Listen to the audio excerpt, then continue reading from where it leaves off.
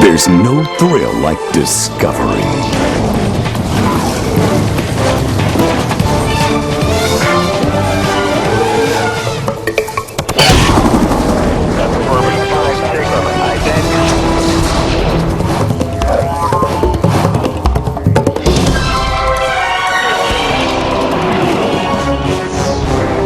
The Discovery Channel.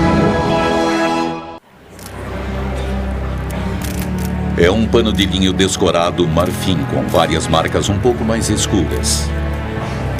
É realmente a imagem de Jesus Cristo momentos depois de sua crucificação, como muitos acreditam? As manchas são realmente o seu sangue? Segundo os testes de datação pelo carbono, não. Eles indicam que o tecido de 4,30 metros é uma falsificação medieval inteligente. Mas informações recentes levantaram sérias dúvidas sobre a precisão do teste de datação pelo carbono. Os cientistas estão novamente voltando suas atenções para a antiga pergunta: esta é uma imagem de Jesus crucificado?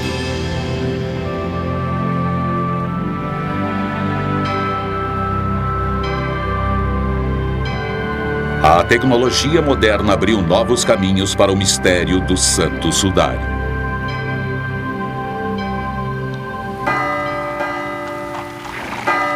Catedral de Turim, Itália, 1898.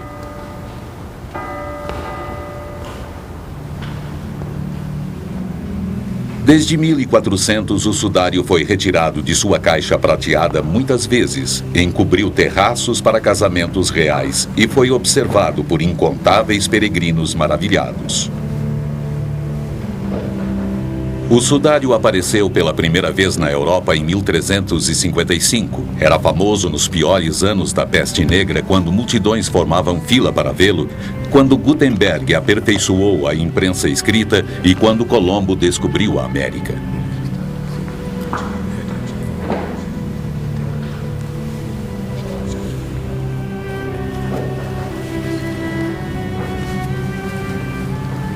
Numa época em que faltavam instrumentos científicos e as falsificações eram comuns, não havia como resolver a questão da autenticidade do sudário. O povo, em geral, considerava que o sudário era autêntico, mas o debate entre a ciência e a religião estava apenas começando.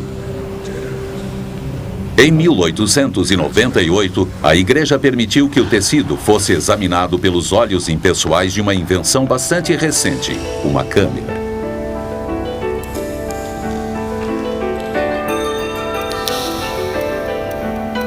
Ninguém podia imaginar que as fotos que Secundo Pia tirou naquele dia mudariam para sempre a forma das pessoas verem o sudário. Porque assim que a placa de vidro do fotógrafo emergiu do líquido para revelar a foto, ele viu um rosto claro, distinto, diferente de tudo que ele havia visto antes no sudário. Ele entendeu de imediato que a imagem sombria no tecido era o negativo e o que ele estava olhando agora era o positivo.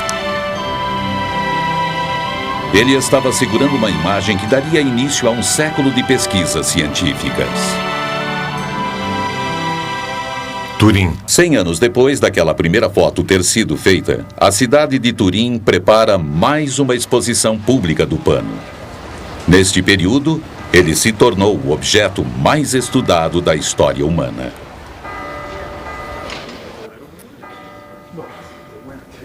Um novo local high-tech está sendo preparado para o sudário. Uma câmara hermeticamente fechada de alumínio e vidro, da qual o ar é retirado e um gás neutro, o argônio, é introduzido. Quando o sudário for colocado aqui dentro, nunca mais ele vai ser enrolado ou manuseado sem cuidados. Toda esta atividade pode parecer estranha se, de acordo com os testes de datação pelo carbono, o sudário for falso. Trata-se de fé cega ou existe motivo para se duvidar das descobertas científicas? O sudário é novamente centro de controvérsias. Numa entrada lateral, o acesso é supervisionado por guardas.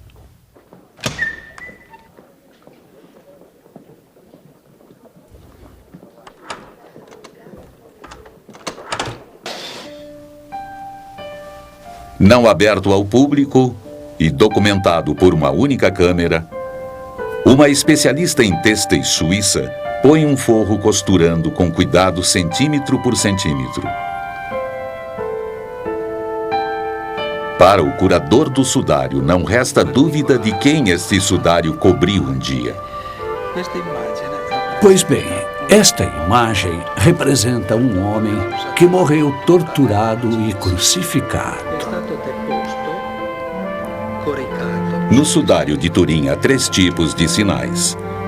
Os sinais mais evidentes são chamuscamentos de um incêndio que quase destruiu o sudário na Idade Média. Em seguida, a imagem anatomicamente correta de um homem visto de frente e de costas. E em terceiro lugar, o que parecem ser manchas de sangue. As manchas de sangue conferem com as descrições bíblicas da tortura e crucificação de Jesus, o açoitamento, a coroa de espinhos, o ferimento da lança. Mas o sangue é sangue de fato? E como a imagem foi parar no tecido para começo de conversa? O mistério que envolve estas perguntas desafia cientistas há gerações.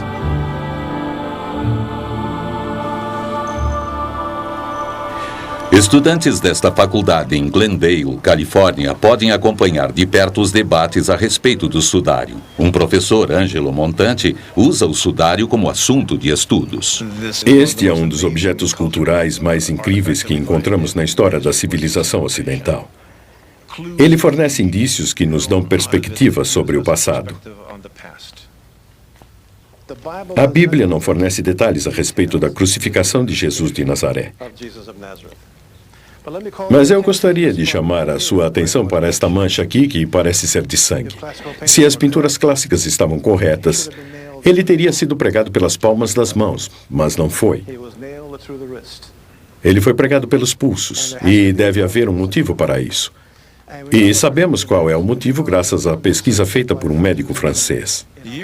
Há muitos anos, um cirurgião francês fez experiências com cadáveres para provar que a palma da mão não suporta o peso de um ser humano. Tem de ser pela região do metacarpo, no pulso. Outra coisa é importante a esse respeito. Quando você prega uma pessoa nesta área, você pressiona o nervo mediano. E ao pressionar o nervo mediano, o dedão entra. Prestando atenção, você não vai ver nenhum dedão na imagem. É uma coisa muito específica. Como um falsificador poderia saber disso?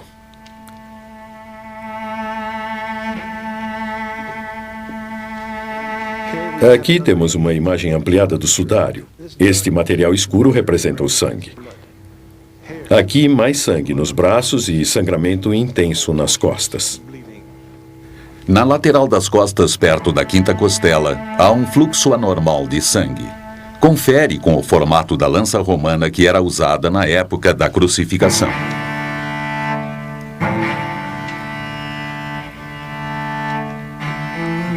Existe muito sangue no sudário, tanto que você fica estarrecido com a crueldade dos romanos que impuseram tanta dor a este indivíduo. A crueldade mostrada no sudário excede muito a maioria das versões artísticas da Paixão de Cristo.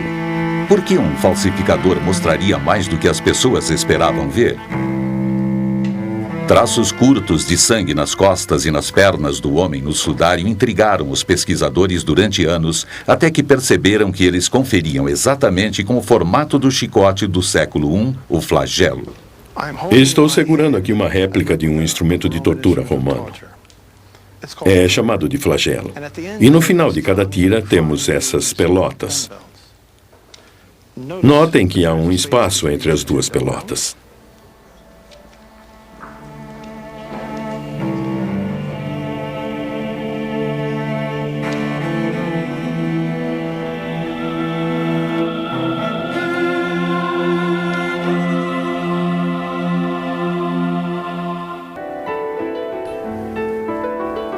No final dos anos 70, um grupo de cientistas pressionou a igreja para que permitisse um exame do sudário com tecnologia moderna. Finalmente chegou-se a um acordo e o projeto de pesquisa do sudário de Turim, o STURP, foi até a Itália.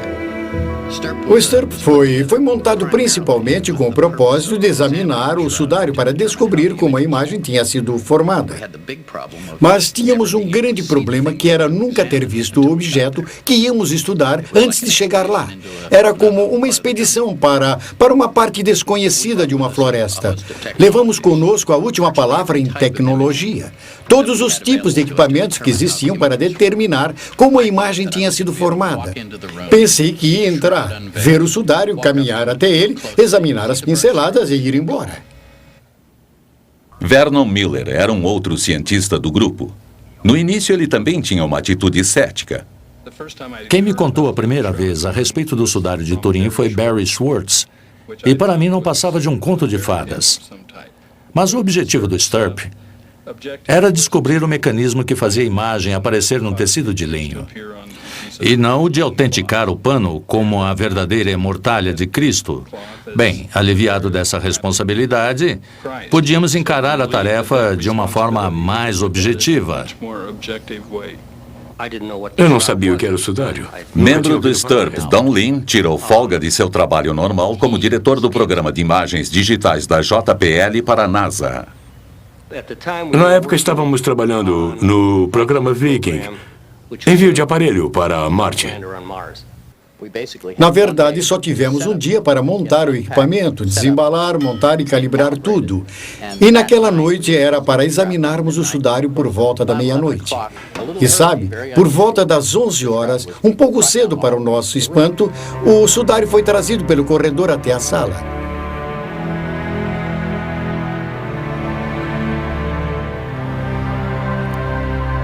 Uma das primeiras experiências feitas com o sudário foi separar o tecido de linho do forro numa pequena área por volta de 10 centímetros.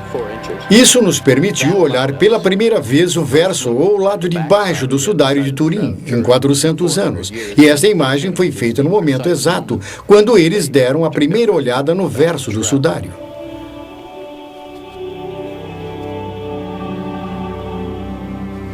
Aí o professor Rigg, da equipe italiana, introduziu uma câmera endoscópica entre os dois tecidos. Quando eu vi a luz focalizando por baixo aquela terceira mancha de sangue, eu desliguei as luzes da sala. Ele ligou o foco de luz e pela primeira vez pudemos ver que as manchas de sangue haviam penetrado no tecido, como era normal, mas a imagem não aparecia. De imediato, uma descoberta importante. Quando se olha de frente, tanto a imagem quanto o sangue são vistos claramente.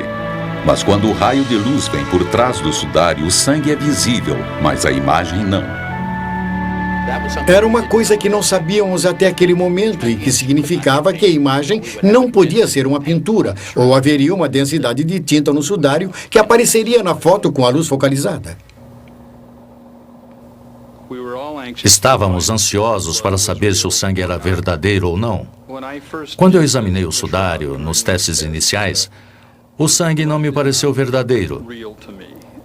O sangue parecia muito vermelho e fresco para uma coisa que supostamente tinha 2.000 anos de idade. Para provar se o sangue era verdadeiro, pegamos amostras com uma fita colante, que bem mais tarde mandamos para exame de laboratório. Só muitos meses depois tivemos a confirmação de que era sangue de fato. Bom, no próximo slide mostramos o sangue verdadeiro na fibra do tecido. Trata-se do sangue de Jesus? É o sangue de outra pessoa que eventualmente foi crucificada pelos romanos? É o sangue de um homem inocente usado para criar um embuste espetacular? Uma das teorias da formação da imagem no sudário dizia que se tratava de chamuscamento, porque a cor é parecida com o chamuscado do forro de uma tábua de passar. Na luz natural, o chamuscamento e a imagem são parecidas. Como o chamuscamento reflete a luz ultravioleta, fotografamos o sudário usando raios ultravioleta. A imagem do corpo não apareceu. Conseguimos imagens maravilhosas no sudário, mas a imagem do corpo não apareceu, provando que a imagem não era formada por chamuscamento. Quanto ao que poderia ter causado a imagem, os cientistas descartaram possibilidade após possibilidade. A microanálise das fibras que foram recuperadas provou que a mudança de cor das fibras era causada por uma alteração química, oxidação desidratada. Mas o que causou esta alteração química, nós não sabemos. As manchas do tecido são incrivelmente sutis e complexas. Uma fibra estava manchada enquanto outra bem ao lado não. No entanto, cada fibra tem 1/10 do diâmetro de um cabelo humano e em alguns lugares a imagem só penetrava cerca de 50 micrômetros. Um método para aplicação de tintura com tão pouca profundidade assim é desconhecido. Mais recentemente, imagens sutis de flores foram descobertas no próprio sudário. Esta área está sendo cuidadosamente pesquisada pelo Dr. Alan Wenger, da Universidade Duke, e pela sua esposa Mary. Wenger levantou a hipótese de que algumas imagens fora do corpo no sudário eram manchas de flores. Ele chegou a esta conclusão através do trabalho do físico alemão Oswald Scheuermann. Ele percebeu isso, mas de início eu não sabia do que ele estava falando. Só mais tarde percebi que a imagem de uma flor se parecia muito com um crisântemo. Quando me afastei e olhei ao redor, comecei a ver várias imagens iguais a esta no sudário. Com certeza elas foram colocadas ao redor do corpo no momento do enterro. O propósito das flores não é conhecido. Talvez um fumigante, já que o corpo era enterrado às pressas. Ou quem sabe, só para honrar o morto. E estudando o sudário com muito cuidado, parece que chegamos a identificar nada menos do que 28 destas flores. Wenger fez um estudo detalhado do sudário, comparando as imagens com fotos em tamanho real das plantas semelhantes existentes na região. Além disso, conseguimos determinar a época da floração. E todas estas flores aparecem em março ou abril, o que indica que isso ocorreu na Páscoa, na época da crucificação. Mar Morto, Israel. Muitas plantas reconhecidas pelos Wengers parecem ser nativas da região de Jerusalém. Eles mostraram suas descobertas para o maior botânico de Israel, Avinoam Danim. Usando detalhes da morfologia da planta, eu fiquei feliz por poder confirmar as observações deles. Aí eu observei mais a fundo e, no total, eu consegui chegar aqui a 12 ou 13 objetos, elementos botânicos que observei no sudário. Uma das plantas, Zygophyllum domossum, foi a prova-chave para o botânico Danim. Não só ele viu sua imagem no tecido, mas até encontrou detalhes ainda mais exatos do que os Wengers. Esta planta já esteve um dia no sudário de Turim?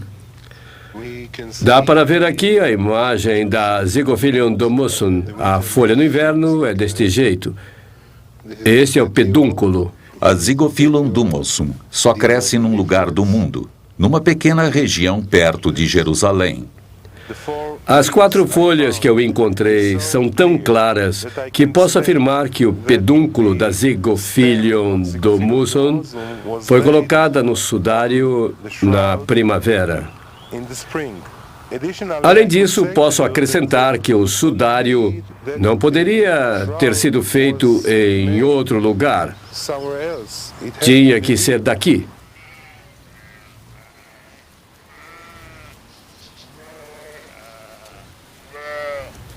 Se havia flores ao redor do corpo, com certeza haveria pólen também. O pólen pode durar milhares de anos e no microscópio cada tipo é diferente. Indícios pequenos demais a olho nu no aguardo do detetive certo. Em 1973, o criminologista suíço Max Frey foi autorizado a colher amostras de pólen das fibras do sudário. Ele as conservou em lâminas. Com prática em botânica, ele passou anos analisando as amostras de pólen. Ele morreu antes de terminar e publicar suas conclusões, mas o trabalho foi retomado por outros. Usando a tecnologia mais moderna, eles podem identificar exatamente cada grão de pólen e rastrear a planta de origem. Uri Baruch é o maior perito em pólen de Israel. Trabalhando com o Dr. Danin, ele calcula o tipo e a frequência do pólen nas lâminas do Frey. Há bem no fundo da minha mente uma espécie de semente com esse tipo de pólen. E este aqui ainda era desconhecido. É a primeira vez que este tipo de pólen aparece. O objetivo é determinar exatamente que tipos de plantas rodeavam o corpo e quais as que prevaleciam. Dos 58 tipos de pólen identificados até agora, 28 plantas só existem no Oriente Médio, prova de que o tecido passou parte de sua história lá. Muitas ainda fazem parte da vida das pessoas da região, como a Fagonia mollis. As folhas da Fagonia mollis são usadas pelos bizantinos no sul do Sinai para curar ferimentos superficiais. Eles pegam os pedúnculos verdes e as folhas, queimam, e a cinza em pó é aplicada no ferimento. Eles chamam o pó de uraga.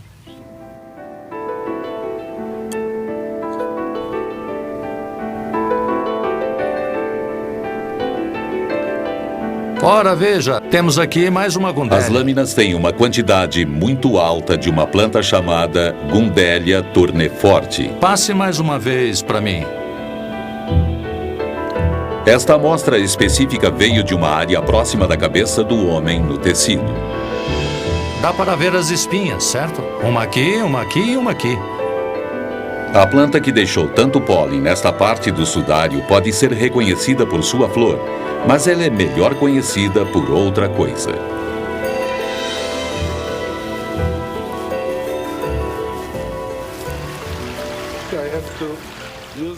Tenho que usar a faca porque a planta tem muitos espinhos. Esta é uma Gundelia tourneforte, a planta que tem a maior quantidade de grãos de pólen no sudário de Turim.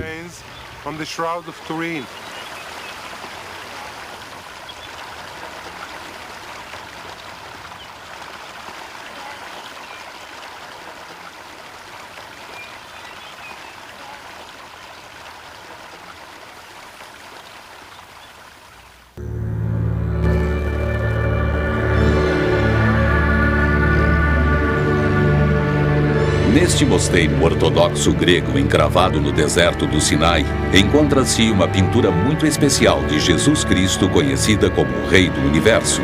Muitos pesquisadores acreditam que ela foi pintada observando o sudário. A pintura é do século VI.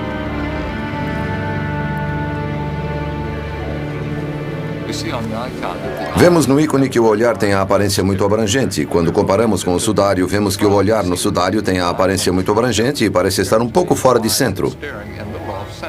O Dr. Wenger aperfeiçoou uma técnica de luz polarizada para comparar imagens do sudário com outras imagens como o Rei do Universo.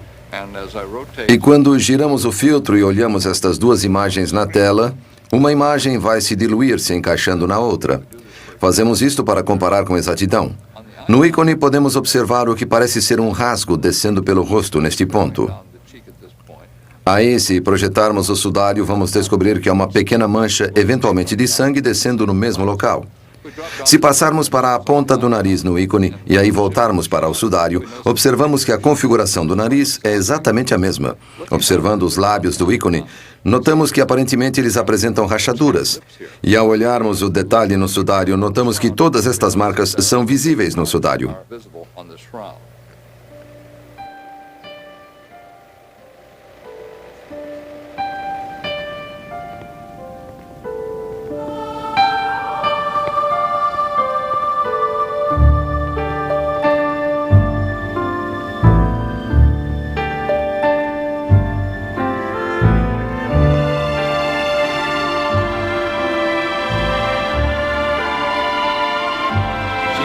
Jesus foi a pessoa mais pintada da história, mas a Bíblia nunca mencionou qual a aparência dele. Como sabemos?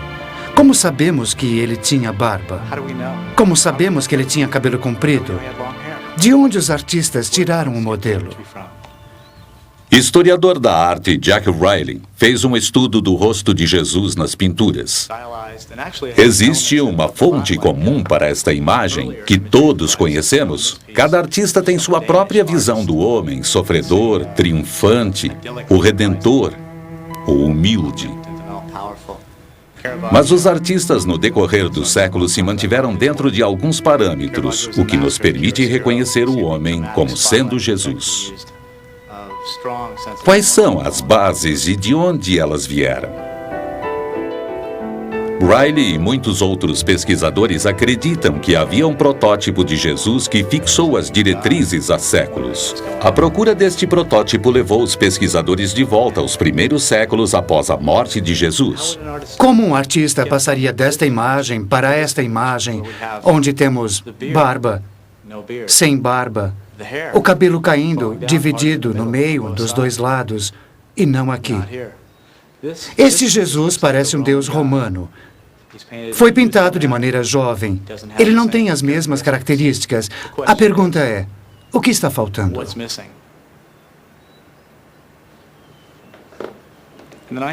Nos anos 30, o pesquisador francês Paul Vignon observou numerosas características nas pinturas que foram feitas de Jesus Cristo durante muitos anos. Estas vieram a ser conhecidas como características Vignon. Primeiro notamos esta linha atravessando a testa de Cristo. E olhem só isso, um quadrado geométrico de 3 lados formando o nariz. E também outro triângulo bem aqui no nariz, o nariz alongado característico de várias pinturas do Cristo daquela época. Os pesquisadores identificaram os olhos de coruja, o nariz alongado e as demais características de Vignon no sudário. Seria o sudário modelo original?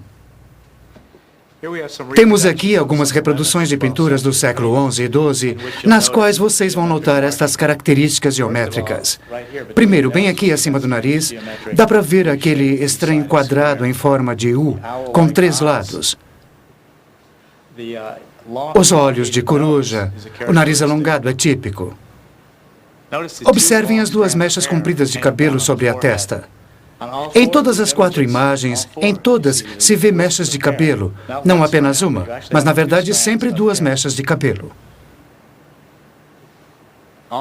Todas estas características, todos estes pontos congruentes me levam a acreditar que alguma coisa influenciou estes artistas.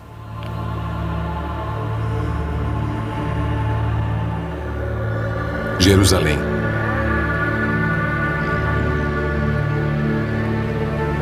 Se o sudário é a mortalha de Jesus, ele começou sua jornada aqui, onde Jesus morreu. Na cidade moderna de Jerusalém, o passado ainda está vivo. Muitos costumes ainda refletem o mundo antigo. O enterro do homem no sudário confere com a antiga cultura judaica. O rabino nascido nos Estados Unidos, Micha Halpern, mora em Israel há anos. Ele se especializou no estudo da vida judaica do século I. Esta é a Via Dolorosa. Tem cerca de 1.600 metros. É o lugar tradicional por onde Jesus caminhou para ser crucificado. Peregrinos vêm do mundo todo e há séculos para percorrer este mesmo caminho.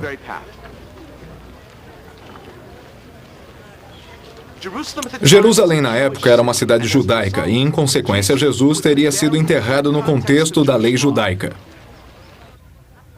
Pesquisadores do sudário acreditam que o enterro de Jesus, embora apressado, foi efetuado de acordo com os costumes judaicos. A Bíblia judaica preconiza que deve-se guardar o dia de sábado para mantê-lo santo. Na sexta-feira, à tarde, as pessoas se apressam e correm para terminar os seus afazeres antes que o sábado tenha início. O mesmo ocorria também há 2.000 anos. Jesus foi tirado da cruz numa sexta-feira, a fim de ser enterrado às pressas antes do sábado começar, porque nada pode ser feito no sábado. Nada de trabalho, só descanso.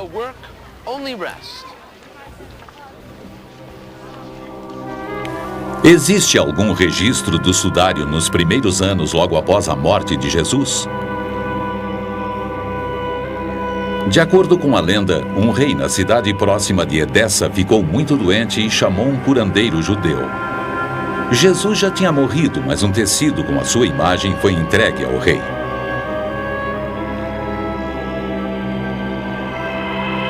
O rei Abgar ficou curado imediatamente e o tecido milagroso ficou conhecido como um manto.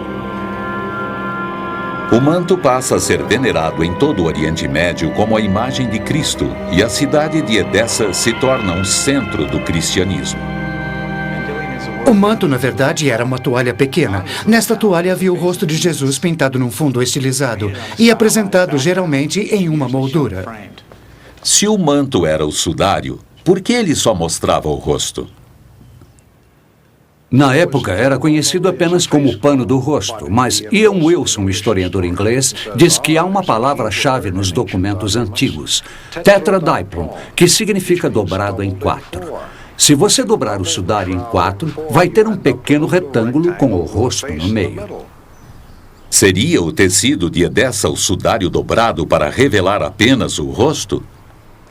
O sudário é o seu próprio melhor mapa para o passado. Você começa com uma pista que leva a uma outra. Chamem os voluntários, por favor. Em 1978, a equipe do STURP descobriu marcas de dobras no sudário, entre as quais 8 eram evidentes. E o que vamos fazer agora é imitar a mesma dobragem do sudário. As fotos com focalização de luz provaram que sim, há 8 dobras no sudário. Claro, as fotos não podem indicar quando as dobras foram feitas, mas mostra que ao menos uma vez em sua existência, aquele sudário foi dobrado em 8.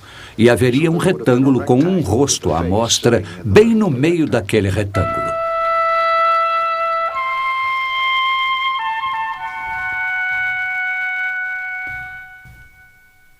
No ano de 944, o manto foi transferido para Constantinopla, onde periodicamente era exposto ao público. Lá, em 1203, um cavaleiro francês da Quarta Cruzada informou ter visto a imagem do corpo de Cristo num tecido. Um ano depois, os cruzados saquearam a cidade e levaram os espólios para a Europa. Aqui o registro do manto termina de repente e o registro do lenço começa.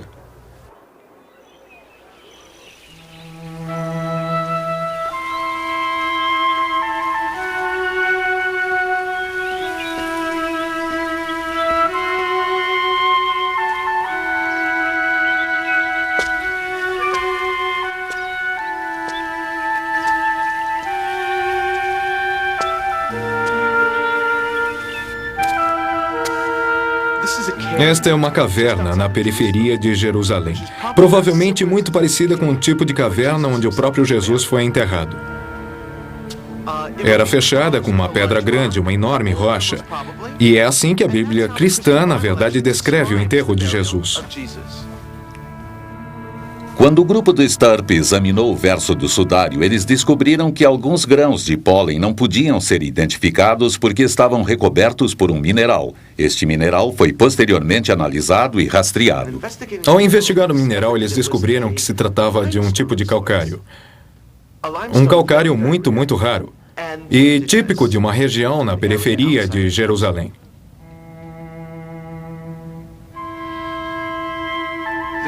O sudário está coberto de sangue, o que levanta a pergunta por que o sangue de Jesus não foi lavado da maneira tradicional que a lei judaica exige para o enterro. A resposta seria que quando existe muita quantidade de sangue, não seria bom purificar o corpo com água para evitar que o sangue todo fosse eliminado. E o sangue tem que ser enterrado com o corpo. Isto ocorre ainda hoje nos casos de ataques terroristas contra Israel, para dar um exemplo.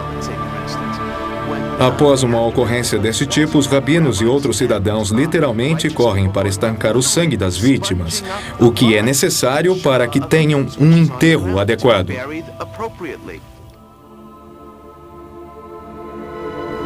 De acordo com a Bíblia cristã, 2 panos foram encontrados na tumba, o sudário e um outro tecido. Acreditava-se que o segundo teria coberto o rosto de Jesus logo depois que ele foi retirado da cruz. Simão Pedro viu o tecido de linho no chão e também o pano que havia coberto a sua cabeça. Este não estava com o tecido de linho, mas enrolado e separado num canto. Este pano, denominado de lenço, encontra-se atualmente em Oviedo, no norte da Espanha. Jorge Rodrigues é membro do Centro de Estudos do Lenço da Espanha e Mark Cousin escreveu um livro recentemente sobre o lenço e o seu relacionamento com o sudário.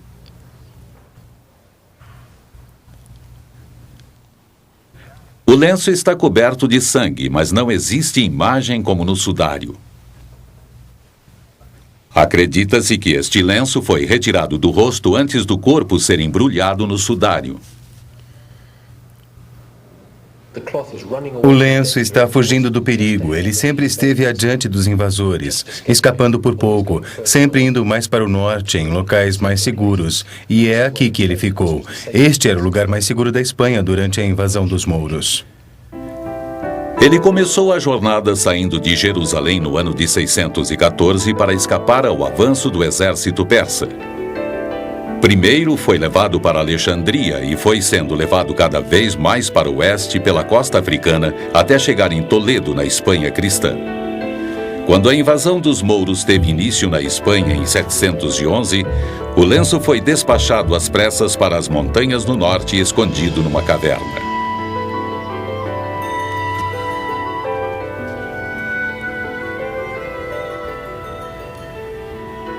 Usando uma réplica, os pesquisadores mostram como o lenço foi colocado ao redor do rosto. Eles acreditam que ele foi pressionado contra o rosto, absorvendo sangue e outros fluidos, o que confere com o costume judaico de respeitosamente cobrir o rosto de uma vítima de violência e preservar esta cobertura para manter o sangue junto ao corpo. Todas essas manchas aqui são particularmente interessantes porque elas coincidem exatamente com as manchas nas costas do sudário, na parte dorsal. Eu já mencionei o sangue que foi colhido no cabelo das feridas da coroa de espinhos. São exatamente iguais aqui. Análise recente de um vídeo do Dr. Alan Wenger revela similaridades impressionantes entre o sudário e o lenço. O rosto no lenço sobreposto ao sudário. Manchas de sangue é o que mais chama a atenção e uma das referências mais fáceis é esta mancha aqui. Descendo para a região do nariz, vemos uma congruência aqui embaixo. E quando passamos para o cabelo, podemos ver novas congruências destas manchas de sangue. O sangue encontrado no lenço de Oviedo é do tipo AB, o mesmo tipo de sangue que tem no sudário. Sabemos que o lenço está na Espanha com certeza desde o século VII. Isto por si só encurta a datação do sudário pelo carbono em pelo menos 600 anos. O livro dos testamentos que se encontra aqui na catedral menciona o lenço ainda antes no tempo e acreditamos que chegue até mesmo ao século I e que foi encontrado no túmulo de Cristo ou usado logo antes do enterro. O sudário de Turim não é autêntico. Testes mostram que o tecido foi feito entre 1260 e 1390. Em 1988, testes de datação pelo carbono concluíram que o sudário não tinha mais do que 600 anos. Isto, aparentemente, encerraria a pesquisa científica do tecido. Surgiram muitas teorias dizendo que os testes podiam estar errados, porém poucos cientistas se convenceram disso. Cientistas acreditam que os testes de Turim são definitivos. Aí o microbiólogo Dr. Garza Valdez anunciou uma descoberta importante. Uma camada que ele descobriu nas fibras do tecido causadas por bactérias que poderiam distorcer a datação pelo carbono. Em 1996, ele testou algumas fibras do sudário e encontrou camadas suficientes a ponto de deturpar consideravelmente o teste de datação. O físico Dr. Harry Gove é o inventor da moderna técnica de datação pelo carbono. Esta contaminação por bactérias é uma coisa da qual as pessoas que fizeram a datação pelo carbono não estavam cientes. Na verdade, acho que ninguém sabia disso até que Garza Valdez descobriu esta possibilidade. Mesmo que eles estivessem cientes, os procedimentos para a limpeza que eles usaram não eliminariam o problema de forma que eles não poderiam ter feito um teste absoluto e inequívoco do material do sudário. Com esta dúvida sobre a datação pelo carbono, os cientistas agora estão na ativa procurando uma forma de separar a camada bioplástica do linho original. Quando se conseguir dominar o processo de separação da celulose da camada bioplástica, aí acho que estaremos prontos para submeter o sudário a outro teste de datação pelo carbono. Mas se a proposta vai ser aceita, ainda não é uma certeza. A respeito da datação pelo carbono, há mais um fator que, se provado, derrubaria definitivamente os resultados: a radiação. Se o que os físicos me disseram está correto, é uma imagem projetada. E, em outras palavras, é quase como se o corpo estivesse flutuando no meio do pano e todas as projeções viessem de ângulos diretos para o corpo. Esta imagem fica em linha direta com o corpo que está paralelo à gravidade. É uma coisa tão diferente que tem que ser explicada pelo fenômeno da radiação. A radiação pode ser a única forma de explicar descobertas recentes de que a imagem é como um raio-x que revela estruturas internas do corpo. Estamos vendo os ossos, os metacarpos aqui. Ainda mais intrigante é quando passamos para a área do pulso. Fazendo a sobreposição e focalizando, podemos identificar aqui os ossos do pulso específicos do sudário de Turim. Vemos características do esqueleto na profundidade do corpo que combinam com um tipo de emanação de raio-x.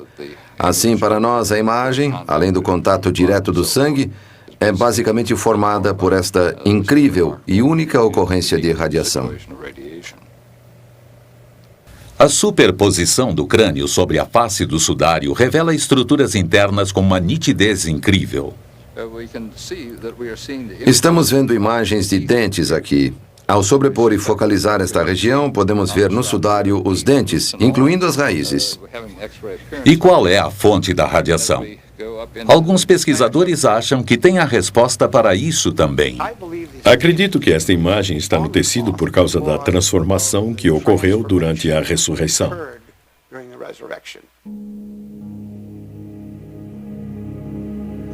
O corpo foi transferido de um meio para um outro e, com isso, deixou um rastro. E foi este rastro de partículas irradiando do corpo que marcou a imagem no sudário. É por este motivo que temos o efeito tridimensional no caso. O que causa isso eu não sei, e muito menos como essa energia emana de um corpo.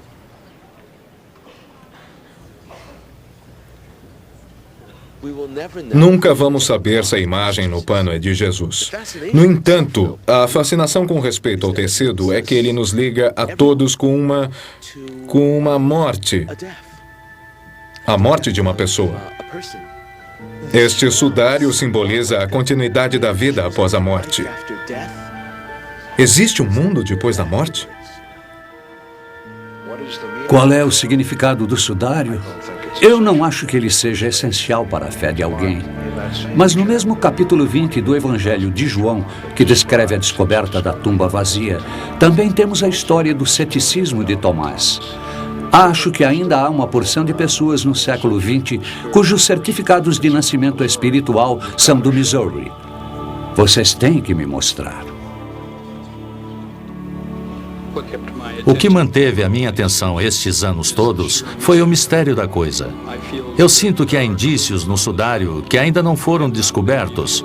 Ainda não foi evidenciada e esclarecida para o povo a verdadeira história do sudário e como ele veio a existir.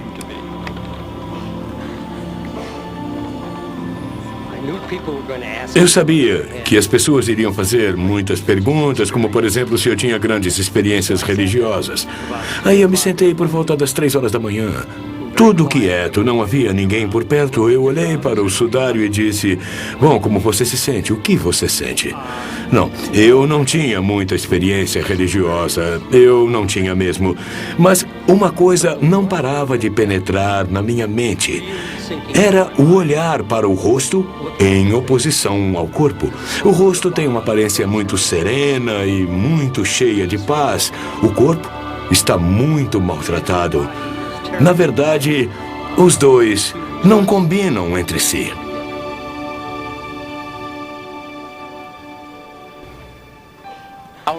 Nossa equipe gastou centenas de milhares de horas e o tempo todo sempre se lembrando de que o nosso objetivo principal era determinar como a imagem tinha sido formada, mas não chegou a uma conclusão. Não conseguimos responder esta pergunta. No fundo, podemos dizer o que a imagem não é, mas não temos condições de dizer o que ela é. A teologia não deve entrar em conflito com a tecnologia. A razão nunca poderá provar a divindade de Cristo. A ciência não pode fazer uma afirmação teológica. No máximo, ela pode dizer que o pano provavelmente embrulhou o histórico Jesus de Nazaré. Mas a pergunta que a teologia formulou é: quem você diz que eu sou? Nenhum laboratório científico pode responder isso. Continua por conta de cada um rever as provas e decidir por si mesmo o que o sudário de Turim, na verdade, é.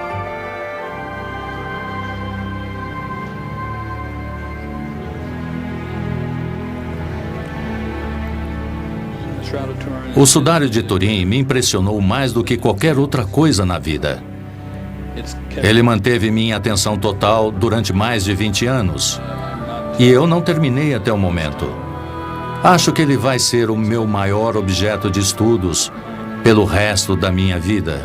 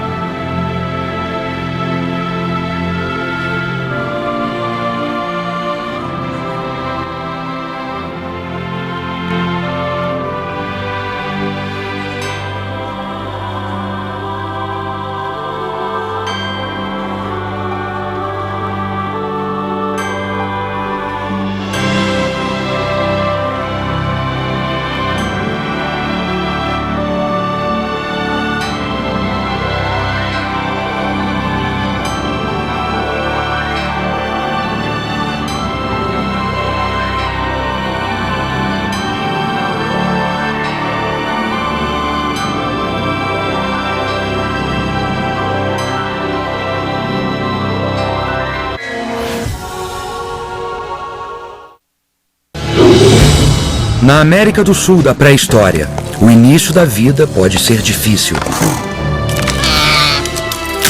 Mais difícil ainda é sobreviver.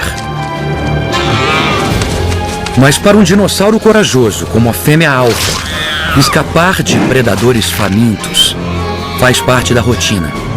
Quando crescer, ela vai se tornar um dos maiores dinossauros vivos.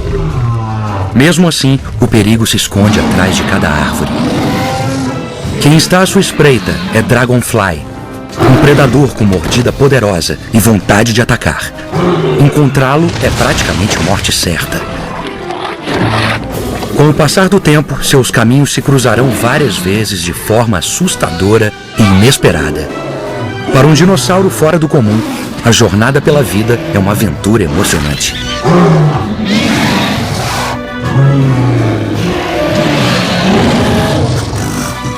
Tudo começou há 80 milhões de anos, com o ovo de Alfa.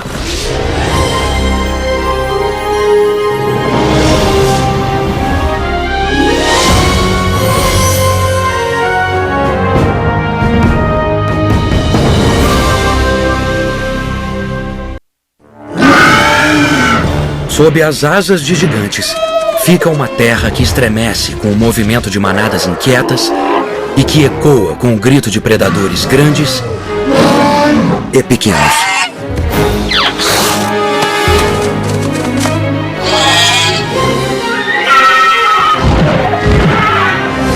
Como caçador, o pequeno Das ainda não passa de um novato. Mas ele está decidido a provar que é valente. Ele está de olho em dois fugitivos pré-históricos, Buck e Blaze. Eles precisam reencontrar seu bando ou morrerão. Uma chuva de fogo e pedras começa a cair do céu.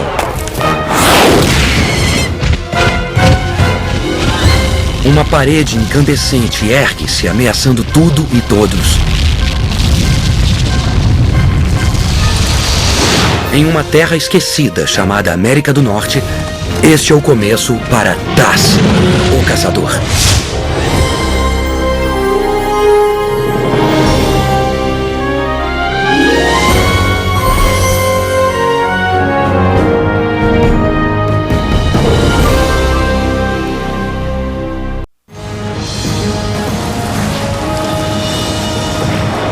Durante centenas de milhões de anos, enquanto os continentes atuais estavam se formando e colidiam ao redor do planeta, as peças do quebra-cabeças global, que são a Ásia e a América, acabaram a menos de 100 quilômetros de distância entre si, separadas por um mar raso e frio. Esse é o Estreito de Bering, uma das regiões mais desoladas da Terra. No inverno, a temperatura cai para 50 graus abaixo de zero. É um ambiente extremamente hostil para a vida humana.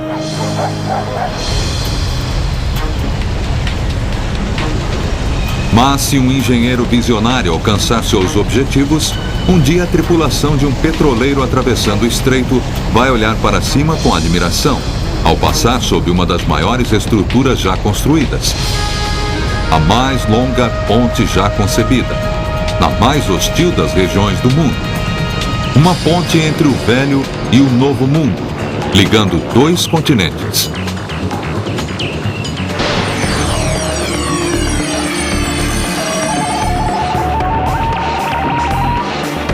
Mega Construções. Ponte sobre o Estreito de Bering. Holanda. Metade de seu território está literalmente sendo tomada pelo Mar do Norte. O país deve sua existência às enormes barreiras que estão mantendo o mar afastado há séculos. Mas agora a Holanda enfrenta um novo inimigo. Mudanças no clima estão fazendo com que o Mar do Norte atinja níveis recordes e os rios avancem além de suas margens. Os holandeses são mestres na construção de diques e enormes barreiras móveis. Será que os engenheiros encontrarão uma forma de superar esta crescente ameaça? Ou será este o fim de 2000 anos de história, quando o mar finalmente tomar de volta o que é dele?